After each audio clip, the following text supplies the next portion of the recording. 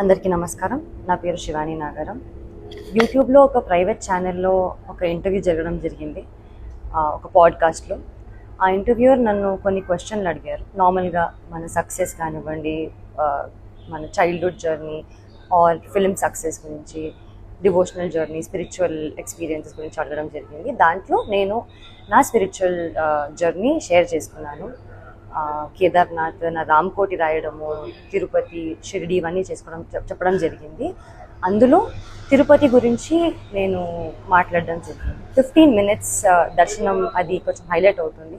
దానికి నేను క్లారిటీ ఇవ్వడానికి ఈ వీడియో చేస్తున్నాను. అక్టోబర్ 2025లో నేను ఎయిర్పోర్ట్లో 10,500 శ్రీవాణి దర్శనం టికెట్ నేను, మా అమ్మ లైన్లో నిల్చొని టికెట్ తీసుకున్నామని. మా ఆధార్ కార్డులు అవన్నీ ప్రూఫ్స్ ఉన్నాయి. ఆ టికెట్స్ తీసుకున్నాక దర్శనం జరిగింది. 15 minutes అనేది నా మెయిన్ మోటివ్ చెప్పేది ఏంటంటే, లైన్లో బిగినింగ్ నుంచి స్వామివారి దగ్గరికి వెళ్ళినంత వరకు కొంచెం స్వామివారు కనిపిస్తూ ఉంటారు.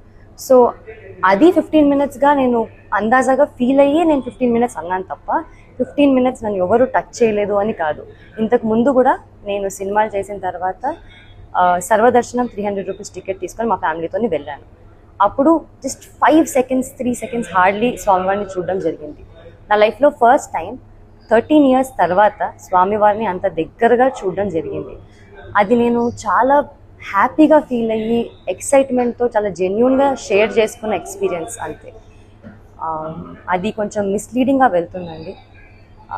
నేనే కాదు, నాకు స్పెషల్ ట్రీట్మెంట్ నేను ఒక్కదానే కాదు, మీలో ఎవ్వరు కూడా ఎప్పుడైనా కానీ శ్రీవాణి దర్శనం టికెట్ తీసుకొని వెళ్తే ఖచ్చితంగా స్వామివారి దర్శనం దగ్గరగా చాలా మంచిగా జరుగుతుంది. మీరు కూడా నేనేం ఎక్స్పీరియన్స్ చేశానో అంతే హ్యాపీగా మీరు ఎక్స్పీరియన్స్ చేస్తారు. నాకు దీనిపైన క్లారిటీ ఇవ్వాలి అని నాకు బాధ్యతగా నాకు ఇవ్వాలనిపించింది. అండ్ ఇది నా ticket. I want to give that thank you.